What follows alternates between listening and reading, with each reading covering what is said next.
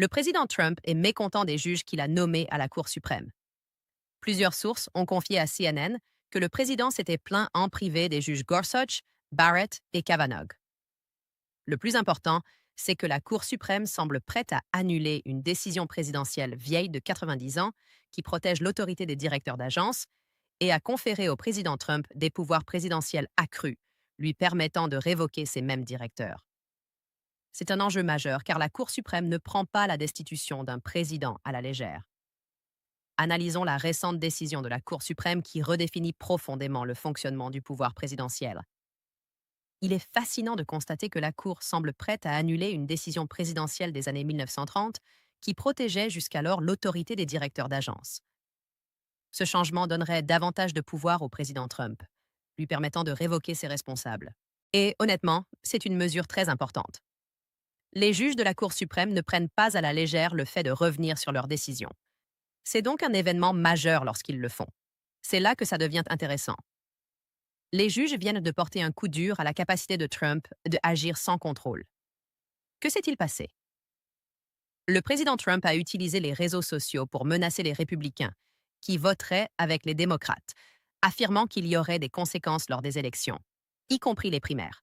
Il a également soutenu que les droits de douane avaient garanti la sécurité économique et nationale. De nombreux arguments ont été évoqués à l'encontre de ce président, notamment concernant l'arrêt Humphreys. Il s'agit d'une affaire tranchée en 1935, relative à la FTC, qui protège les directeurs d'agence contre la révocation par le président. Les juges ont présenté des arguments et des questions très intéressants.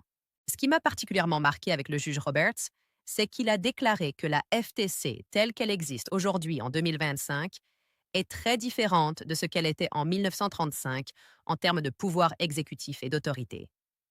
Dans une décision marquante, ils ont décidé, par 6 voix contre 3, que Trump ne pouvait pas fédéraliser les unités de la Garde nationale à sa guise. Il doit maintenant d'abord obtenir l'autorisation des gouverneurs des États. Ce n'est pas un simple contretemps. Cela limite considérablement son utilisation unilatérale du pouvoir présidentiel. Le plus important, c'est que la Cour suprême semble sur le point de renverser non seulement un président en place depuis 90 ans, qui protège ses autorités, ses directeurs d'agence, mais aussi d'accorder au président Trump des pouvoirs présidentiels élargis, lui permettant de révoquer ses directeurs d'agence. C'est un enjeu majeur, car la Cour suprême n'a pas le pouvoir de s'emparer du pouvoir. Elle a également rejeté ses projets de déploiement de troupes fédérales à Chicago, que Trump envisageait pour des expulsions massives, et a mis un terme à des projets similaires pour Portland. En substance, la Cour a déclaré que Trump n'a pas l'autorité inhérente pour outrepasser les décisions des États en matière d'utilisation des forces armées nationales. Donald Trump planifie depuis un certain temps déjà de déployer des militaires armés dans les rues de Chicago. C'est précisément le type d'abus de pouvoir contre lequel les pères fondateurs de notre pays nous ont mis en garde. C'est la raison pour laquelle ils ont établi un système fédéral avec une séparation des pouvoirs fondée sur un système de freins et de contrepoids. Ce moment marque donc un tournant crucial, où même la Cour suprême, à majorité conservatrice, reconnaît que Trump a outrepassé les limites constitutionnelles. L'état de droit a prévalu face aux tentatives d'exercice d'un pouvoir exécutif illimité. Honnêtement, c'est un bouleversement considérable de l'équilibre des pouvoirs. Cet équilibre est mis à rude épreuve ces derniers temps. Les pères fondateurs de notre Constitution souhaitaient garantir un juste équilibre entre le pouvoir exécutif, le pouvoir législatif et le pouvoir judiciaire, afin qu'aucun ne puisse dominer les autres. Récemment, le président Trump a tenté d'imposer des droits de douane à plusieurs pays, prétextant une urgence nationale lui conférant ce pouvoir, un pouvoir en réalité réservé au Congrès. Le 5 novembre dernier, la Cour suprême a examiné cette question. Tous s'accordaient à dire que seul le Congrès est habilité à imposer des droits de douane. La Chambre des représentants a également voté pour annuler les droits de douane imposés par le président Trump au Canada. 6 républicains se sont joints à la quasi-totalité des démocrates pour approuver cette mesure. Le président Trump prévoit depuis un certain temps de déployer des militaires armés dans les rues de Chicago. C'est précisément le type d'abus de pouvoir que les pères fondateurs de notre pays condamnaient. On nous avait mis en garde contre cela. C'est la raison pour laquelle ils ont établi un système fédéral avec une séparation des pouvoirs fondée sur l'équilibre des pouvoirs. Mais même si cela se produit, même si le Sénat approuve la mesure. Le président peut y opposer son veto. Le président de la Chambre, Mike Johnson, a qualifié le vote de décevant et a suggéré qu'il était inutile. Écoutez, je ne pense pas qu'il soit juste que la Chambre intervienne en plein milieu de cela, à ce moment si important. Et soyons réalistes, les droits de douane ne sont que des taxes que les Américains finissent par payer. Cette situation est capitale. Elle marque un tournant majeur dans l'histoire constitutionnelle américaine. La décision restreint non seulement le pouvoir présidentiel, mais renforce également les limites fixées par la Constitution. C'est assez significatif et un peu surprenant, d'autant plus que même certains des propres nommés de Trump ont décidé de s'opposer à lui. En fait, le juge en chef John Roberts, généralement considéré comme un conservateur et un partisan du pouvoir exécutif, a finalement voté contre Trump. Pendant le déroulement du vote, le président Trump a utilisé les réseaux sociaux pour menacer les républicains qui voteraient avec les démocrates, affirmant qu'il y aurait cela aura des conséquences lors des élections, y compris les primaires. Certains affirment également que les droits de douane ont assuré la sécurité économique et nationale du pays. Mais finalement, comme vous l'avez souligné, 6 républicains ont voté avec les démocrates de la Chambre contre les droits de douane imposés au Canada par George W. Bush et dont on s'attendait à ce qu'il se range du côté des républicains. Robert a surpris beaucoup de monde en se rangeant du côté des juges progressistes. Et ce n'est pas tout. La juge Amy Coney Barrett, nommée par Trump à la Cour suprême il y a peu, a également voté contre lui. Il pensait sans doute qu'elle lui serait fidèle, mais elle a choisi de soutenir ceux qui s'opposaient à ses tentatives de prise de pouvoir. Même le juge Brett Kavanaugh a voté contre Trump. Il semble que le président Trump soit mécontent des juges de la Cour suprême qu'il a nommés. Plusieurs sources ont confié à CNN que le président s'était plaint en privé des juges Gorsuch, Barrett et Kavanaugh. Cette décision restera dans les mémoires, et je suis certain qu'elle sera étudiée dans les cours de droit constitutionnel pendant des années. Il est fascinant de voir comment les choses se sont déroulées à la Cour suprême concernant les pouvoirs de Trump. Brett Kavanaugh, que Trump pensait être de son côté, a en réalité fait dissidence et voté contre lui sur la question de l'extension des pouvoirs exécutifs. Avec les 3 juges progressistes qui ont voté contre Trump, cela représente un total de 6 votes défavorables, ce qui constitue une solide majorité, presque une victoire écrasante. De l'autre côté, Clarence Thomas, Samuel Alito et Neil Gorsuch ont exprimé leur mécontentement.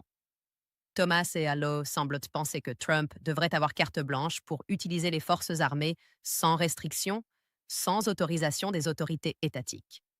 Gorsuch a également pris la parole, plaidant pour un renforcement des pouvoirs de Trump afin qu'il puisse recourir à l'armée pour le maintien de l'ordre intérieur, mais leurs voix ont été étouffées par la majorité. Je suis donc déçu par ce vote, mais le président dispose d'un droit de veto et aucune majorité des 2/3 n'est requise dans les 2 chambres pour le passer outre. Au final, cela ne changera rien à la politique en vigueur. Je pense que c'est un exercice vain et inutile. Je suis déçu par cette décision, qui a clairement démontré que Trump ne dispose tout simplement pas de ce pouvoir. Elle a confirmé qu'il ne peut pas passer outre les décisions des gouverneurs d'État et ses tentatives d'affirmer. Le pouvoir autoritaire ne résiste pas à la Constitution. Le juge en chef Roberts l'a clairement exposé dans une opinion détaillée.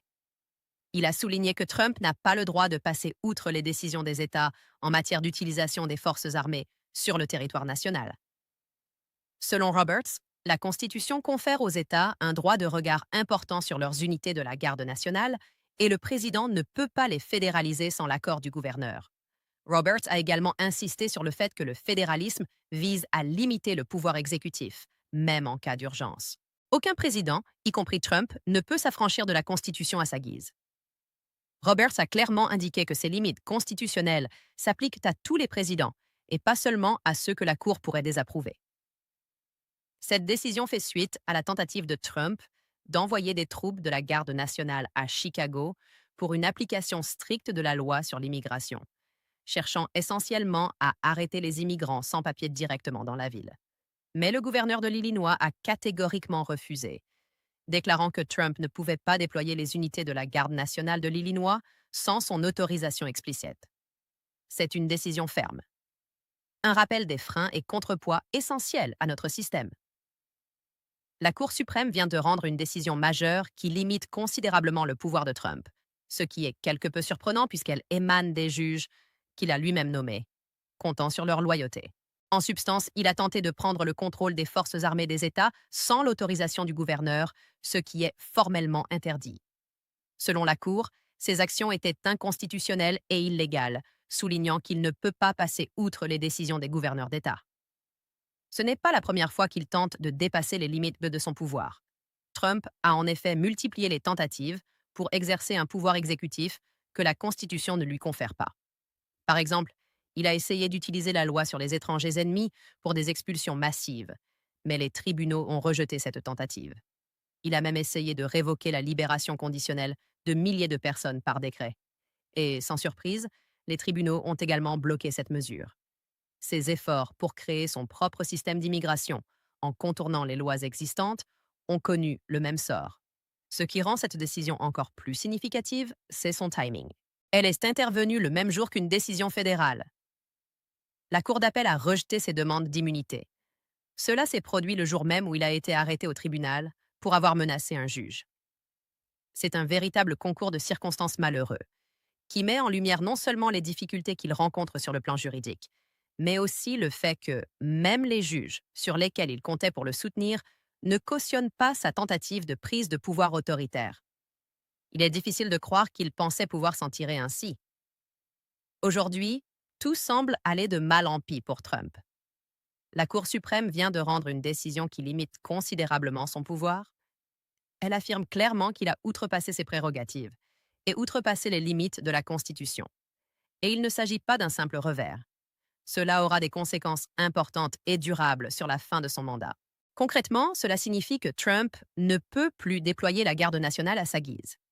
Il doit d'abord obtenir l'approbation des gouverneurs des États. De plus, toute utilisation des forces militaires sur le territoire des États nécessite également leur consentement. En substance, il est confronté à la réalité de ses pouvoirs exécutifs. Ses pouvoirs sont considérablement limités. Il ne peut agir unilatéralement sur les questions militaires. Il ne peut contourner les gouvernements des États ni exercer un quelconque contrôle autoritaire sur eux. La Constitution, de concert avec la Cour suprême, est ici aux commandes, ce qui rend Trump relativement impuissant. Fait intéressant, cette décision intervient le jour même où d'autres institutions se retournent contre lui. Fox News a décidé de rompre avec le discours de Trump et même le Pentagone a refusé d'obéir à ses ordres. C'est une situation extrêmement difficile pour lui. Alors, analysons la véritable signification de cette décision. C'est un moment important qui démontre les limites du pouvoir présidentiel. Même certains des juges nommés par Trump à la Cour suprême ne soutiennent pas ses tentatives de accaparer trop de pouvoir.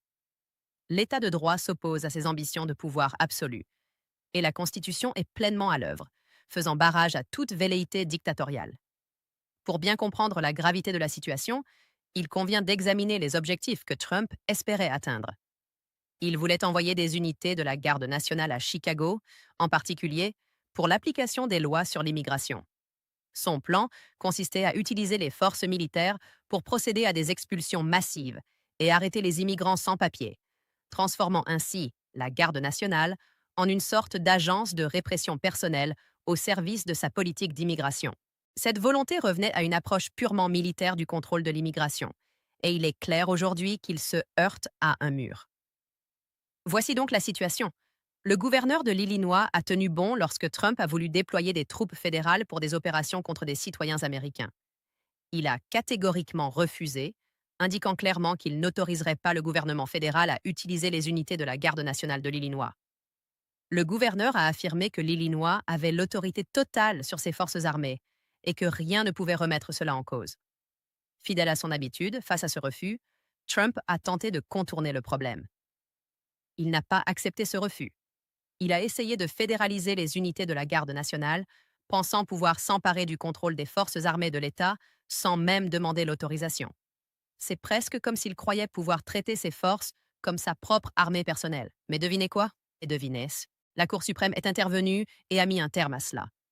Elle a statué que Trump ne pouvait pas faire ce qu'il tentait de faire, déclarant ses actions inconstitutionnelles. La Cour a clairement indiqué qu'il n'avait pas le pouvoir de fédéraliser les unités de la Garde nationale sans l'accord des gouverneurs. Tout cela se résume à un élément crucial de notre système de gouvernement. le fédéralisme, conçu pour maintenir un équilibre des pouvoirs entre le gouvernement fédéral et les États. La Constitution confère aux États une autorité importante sur leurs propres affaires, y compris leurs forces armées. Elle vise à protéger la souveraineté et l'indépendance des États. Ainsi, non, le président ne peut pas simplement ignorer les gouvernements des États et exercer un contrôle direct sur tout ce qui se trouve à sa portée. Il existe des limites au pouvoir fédéral et présidentiel, et ces limites sont importantes. La décision détaillée de la Cour suprême l'a clairement établi. Le juge en chef Roberts a même souligné que le président ne dispose d'aucune autorité inhérente pour passer outre les décisions des États concernant l'utilisation des forces armées sur le territoire national. La Constitution réserve expressément certains pouvoirs aux États, et c'est ainsi que cela doit être. Il est assez surprenant de voir comment la Cour suprême vient de rejeter certaines tentatives de Trump d'étendre ses pouvoirs présidentiels. Le juge en chef Roberts a souligné que le président n'a le pouvoir de fédéraliser les unités de la garde nationale que dans certaines situations, et que ces situations doivent être approuvées par le Congrès. C'est inscrit dans la loi. Roberts a clairement indiqué que le Congrès n'a pas donné son feu vert aux actions unilatérales que Trump a tenté de mettre en œuvre. Il a insisté sur le fait que la Constitution limite le pouvoir fédéral afin de garantir la sécurité et la souveraineté des États. Ce qui est vraiment frappant, c'est que cette décision s'inscrit dans une tendance plus large où les tribunaux ont systématiquement rejeté les tentatives de Trump de s'emparer d'un pouvoir illimité. Prenons par exemple sa tentative d'utiliser la loi sur les étrangers ennemis pour procéder à des expulsions massives, sans procédure régulière. Les tribunaux y ont mis un terme.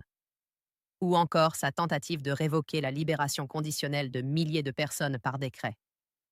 Devinez quoi? Les tribunaux ont bloqué cette mesure également. Ces efforts pour déployer l'armée et les forces de l'ordre sur le territoire national ont été stoppés par cette dernière décision. Cette décision de la Cour suprême confirme cette tendance.